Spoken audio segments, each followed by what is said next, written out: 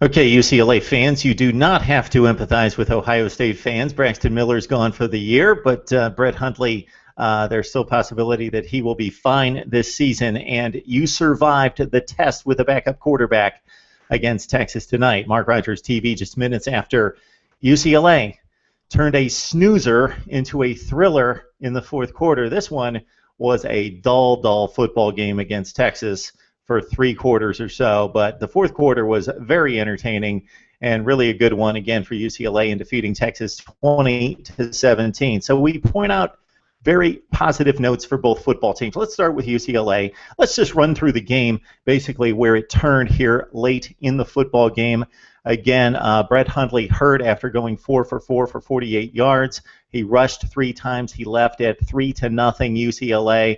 Jerry Neuheisel came into the game, son of former coach Rick Neuheisel, who's also, of course, been the head coach at Washington and Colorado, and former Rose Bowl MVP and UCLA Hall of Famer and star quarterback.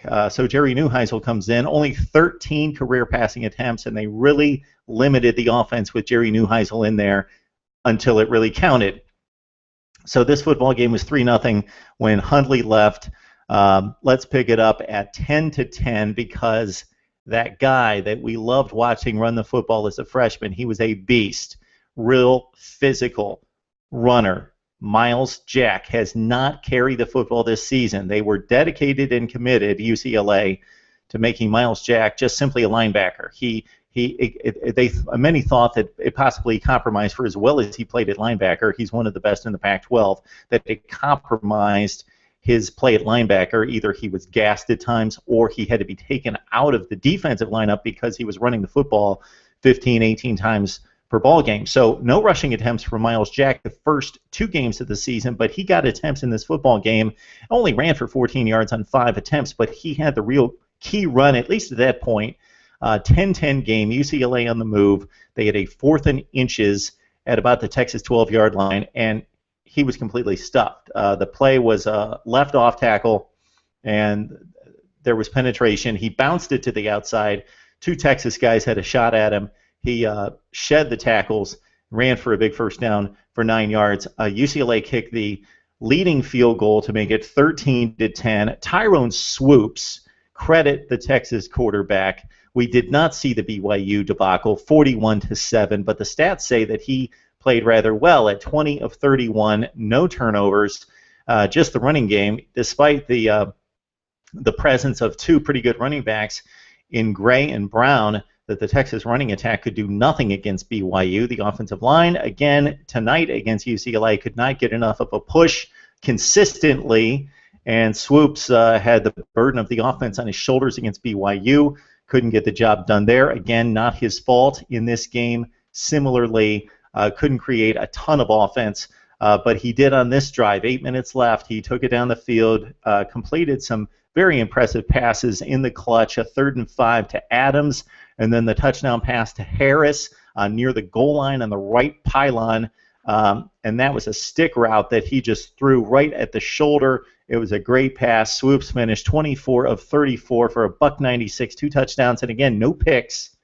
2 consecutive games against quality opponents, BYU, and against against UCLA, and the inexperienced quarterback throws 65 passes with no interceptions.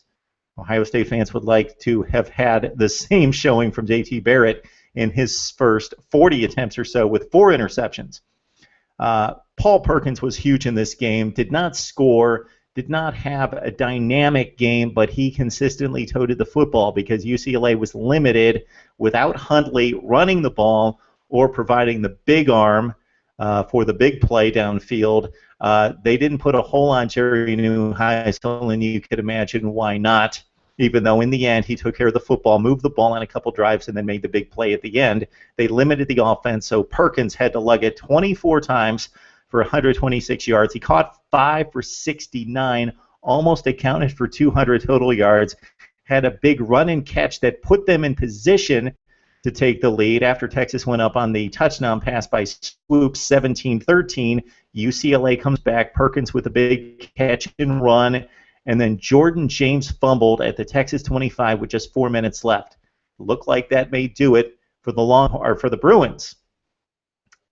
But UCLA's defense stood tall, got the quick 3 and out. The pass rush was devastating on the last several drives for Texas after they gave up the touchdown play. The last few drives for Texas, or what would be drives, the UCLA pass rush was devastating. The defensive backs in this team are really good as well, and that's the way they've recruited over the last few years, and you see it come to fruition.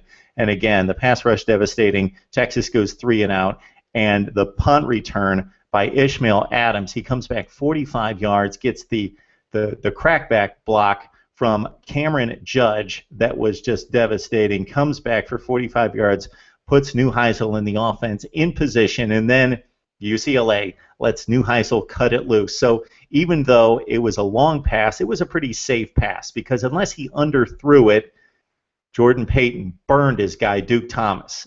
Beautiful route, stutter step, go route down the left sideline.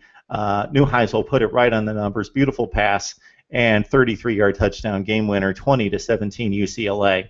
So Neuheisel, despite having to throw all the slip screens and the underneath stuff, 23 of 30 for $178, throws the game winner, did an excellent job in relief of Brett Hundley. UCLA survives a serious scare at Cowboys Stadium against Texas, win it again with 217 rushing yards and defensive mindset in the fourth quarter, 20-17. Now the Bruins can check on the status of Brett Hundley. They've got 12 days before they have to face Arizona State in the Pac-12 opener. That's on a Thursday night.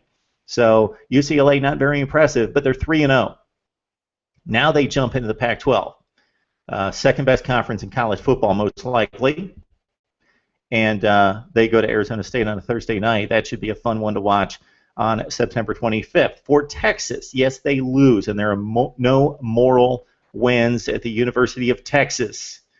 But considering the situation, if there ever were moral victories at Texas, this would be the time with the new coach, Charlie Strong, trying to implement his mindset, a tough-minded defensive approach, hard-hitting approach, grinded-out approach. He called some guys out this week for not going the extra mile as big-time college football players, not watching the extra film, not lifting weights, not running, not meeting with teammates, not working on their game. They were doing the minimum. They are doing the minimum.